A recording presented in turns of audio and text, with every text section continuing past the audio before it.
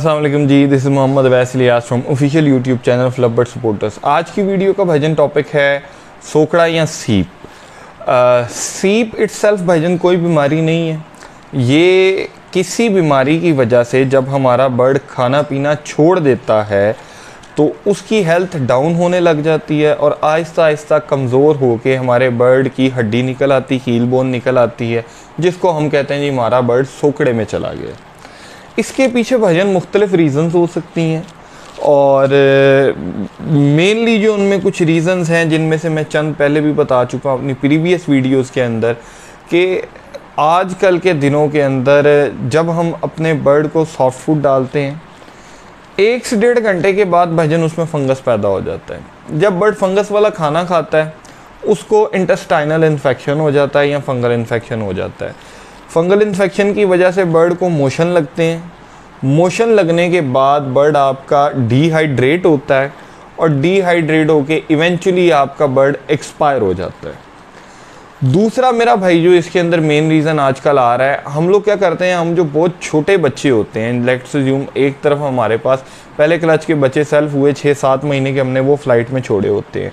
हम क्या करते हैं, हम जब बॉक्सेस उतारते हैं तो जो हमारे पास छोटे 3-3.5 महीने के बच्चे होते हैं ना, हम वो भी फ़्लाइट में डाल देते हैं।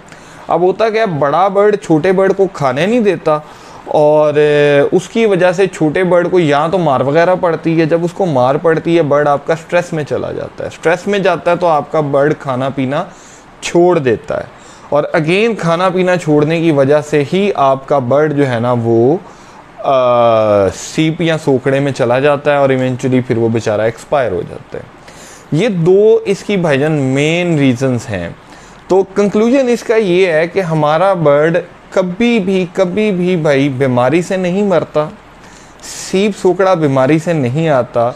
ये मेनली तब आता है जब आपका बर्ड खाना पीना छोड़ता है और वो कमज़ोर हो जाता है। तो है इसका ट्रीटमेंट से पहले इसको हमने ऑब्ज़र्व कैसे करना है और इसको डायग्नोज कैसे करना है। कोई भी बीमारी है अगर आप उसको टाइमली डायग्नोज कर लेते हैं ना मेरा भाई, तो डायग्नोसिस के ऊपर आप अगर सही डायग्नोज कर लिया तो 80% आपका बर्ड वहीं पे ठीक हो जाता है।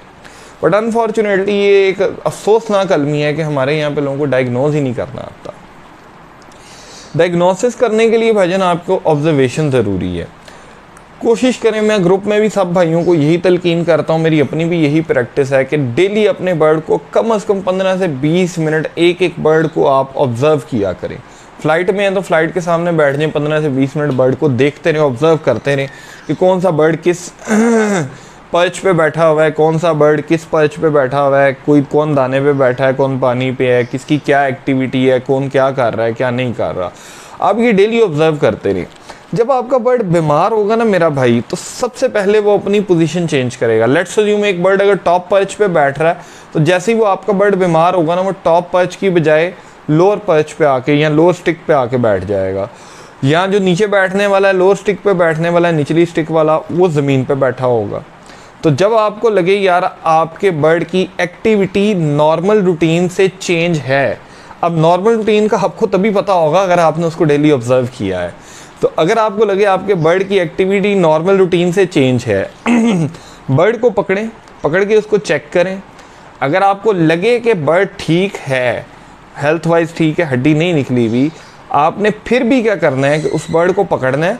उसको पकड़ के आपने अपने पास एक हॉस्पिटल केज रखें छोटा 1.5 x 2 का, आपने अपने बर्ड को उस हॉस्पिटल केज में डाल देना है और उसकी कम से कम आपने 1 दिन तक आने वाली ड्रॉपिंग को ऑब्जर्व करना है। 80% बीमारियों का ट्रीटमेंट सिर्फ और सिर्फ बर्ड की ड्रॉपिंग देख के कर सकते हैं। मुझे जब भी को भाई कहते हैं कि भाईजान बर्ड के साथ ये इशू है या ये मसला है वैस भाई, तो मैं उनसे एक ही बात कहता हूँ कि 30 सेकंड की बर्ड की वीडियो और बर्ड की ड्रॉपिंग की पिक्चर्स और वीडियोस शेयर करें। ग्रुप इशू है तो हमारे यहाँ पे ये भी बहुत अफसोसनाक अलमिया है कि लोगों को ड्रॉपिंग ऑब्जर्व करनी नहीं आती है कि बर्ड की नॉर्मल ड्रॉपिंग कैसी होती है।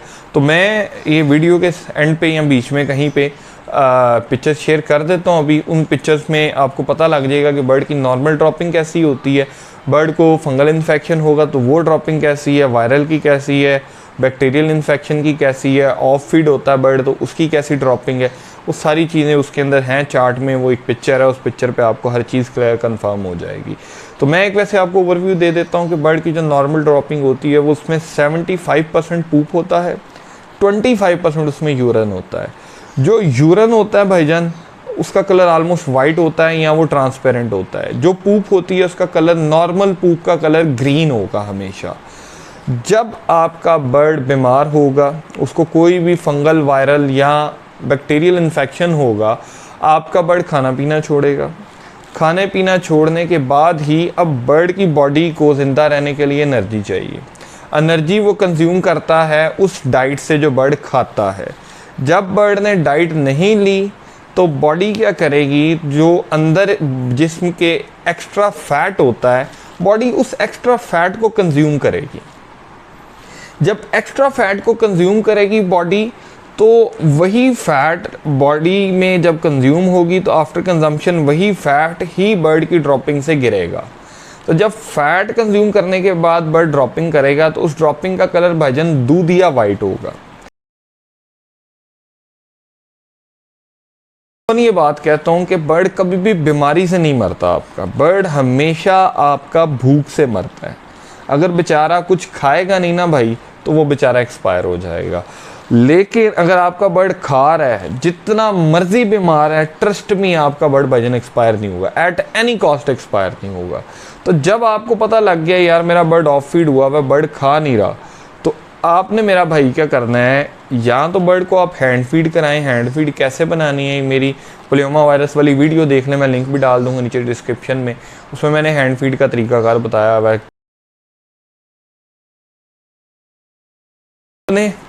उसको हैंड फीड करानी है।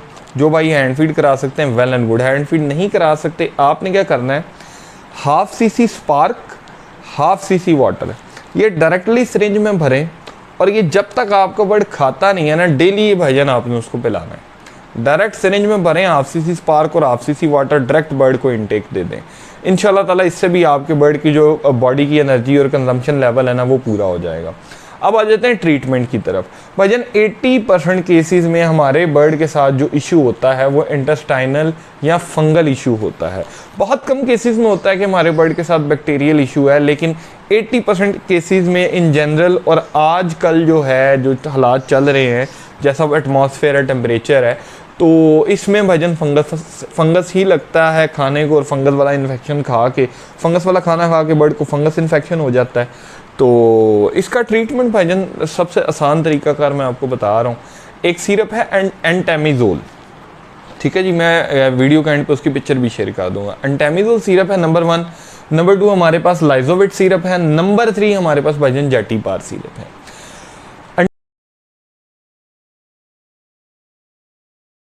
आपने क्या करना है, 1 लीटर पानी, उस 1 लीटर में 5 सीसी एंटामिजोल, 5 सीसी लाइजोविट, 2 सीसी मेरा भैया आपने इसके अंदर जेटीपार डालना है।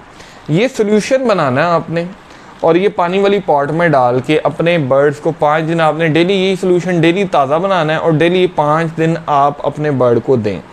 जिस बर्ड पे आपको डाउट होता है आप उसको पिला दें। अगर चाहें तो इन जनरल बाकी सब बर्ड्स को भी कोर्स करवा सकते हैं, इसका नुकसान कोई भी नहीं है। बर्ड के इम्यून पे कोई फ़र्क नहीं पड़ता, इसकी वजह से कोई किसी किस्म का नुकसान नहीं है इस चीज़ का। बल्कि इवन आपके अगर बर्ड के इंटेस्टाइन के अंदर या उसके स्टमक में कोई प्रॉब्लम भी है तो वो भी मेरा भाई इंशाल्लाह ताला ठीक हो जाएगी। ये आप दें, इंशाल्लाह आपको 1 से 2 दिन में खुद फ़र्क नज़र आएगा कि आपका बर्ड इंप्रूवमेंट की तरफ जा रहा है। और 5 डेज़ का कोर्स पूरा करवाने के बाद अगर आपको लगे आपकी, साथ साथ आपने अपने बर्ड की ड्रॉपिंग ऑब्जर्व करनी है। 3 दिन बाद आप ड्रॉपिंग ऑब्जर्व करें, 3 दिन बाद देखें यार बर्ड की ड्रॉपिंग का कलर चेंज हुआ है कि नहीं हुआ, बर्ड की ड्रॉपिंग नॉर्मल हुई है कि नहीं हुई है, उसकी बॉडी में ड्रॉपिंग में ग्रीनिश कलर आना शुरू हुआ है कि नहीं हुआ, जो वाइट था वो वाइट ही है कि वो अभी भी उसका कलर चेंज है। जब तक बर्ड की ड्रॉपिंग, उम्मीद है कि 5 दिन में नॉर्मल हो जाता है यूजुअली। लेकिन अगेन यही कहूँगा कि भाईजान डायग्नोसिस सबसे ज़्यादा ज़रूरी है। अगर आपने टाइमली डायग्नोस किया तभी आप बर्ड को सर्वाइव करवा पाएंगे। अगर आपने बिल्कुल आखिरी सांसों पे जाके बर्ड को डायग्नोस किया तो भाईजान अनफॉर्चुनेटली आप बर्ड को नहीं सर्वाइव करवा पाएंगे। जब आपको फील हो मेरा बर्ड के अंदर कोई इशू है, मेरा भाई जाके फ़ौरन से पहले अपने बर्ड की ड्रॉपिंग ऑब्जर्व किया करें।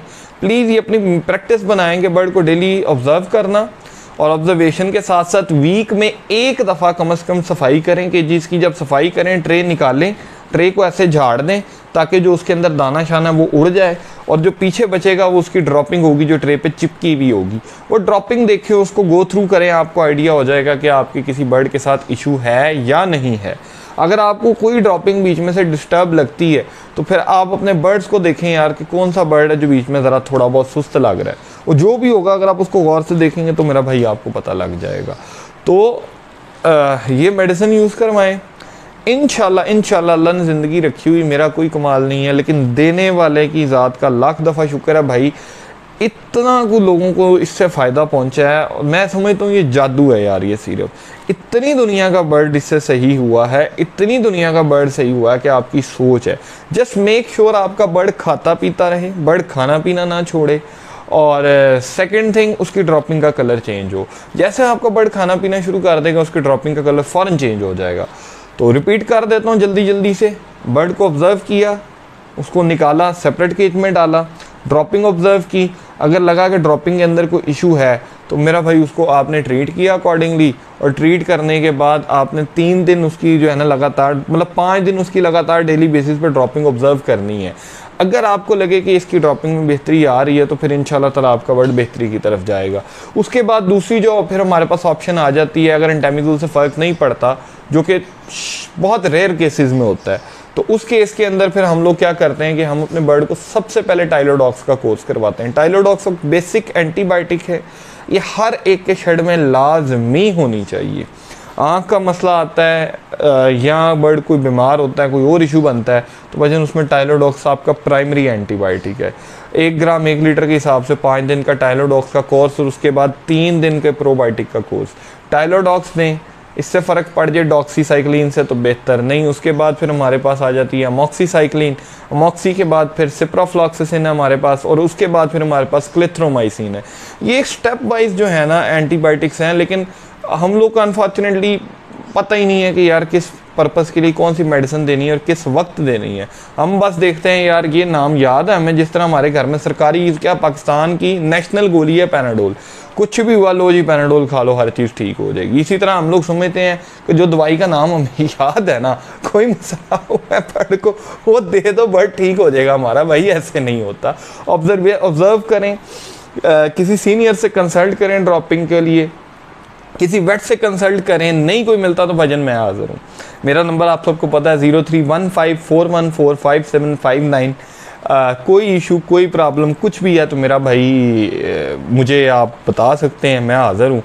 आप सबकी दुआओं का, मोहब्बतों का, चाहतों का बहुत ज़्यादा शुक्रिया, और उम्मीद करता हूँ इतनी जल्दी मैंने माशाल्लाह 5 वीडियोस बनाई और अल्हम्दुलिल्लाह मेरा सब्सक्राइबर भी 500 है, मोर देन 5000 व्यूज़ हो चुके हैं वीडियोस पे। तो ये आप सबके प्यार की बदौलत है भाईजान, मेरा कोई कमाल नहीं है इसके अंदर। लोगों ने 100 वीडियो बनाई हुई है तो उनके इतने व्यूज़ और वो इतनी जल्दी नहीं ग्रोथ है, तो जितना आप लोग मुझे प्यार और मोहब्बत दे रहे हैं, तो आप सबके प्यार और मोहब्बत का तहे दिल से मैं मशकूर हूँ। अल्लाह पाक हम सब के हाल पे रहम करम फरमाए, हमारी माल जान, परिंदों में, घरों में, औलाद में बरकतें अता फरमाए, अपने वालदैन का फरमा बरदार बनाए, और हम सब को अल्लाह ढेरों खुशियाँ अता फरमाए। आमीन। जज़ाकल्लाह जी, अल्लाह हाफ़िज़।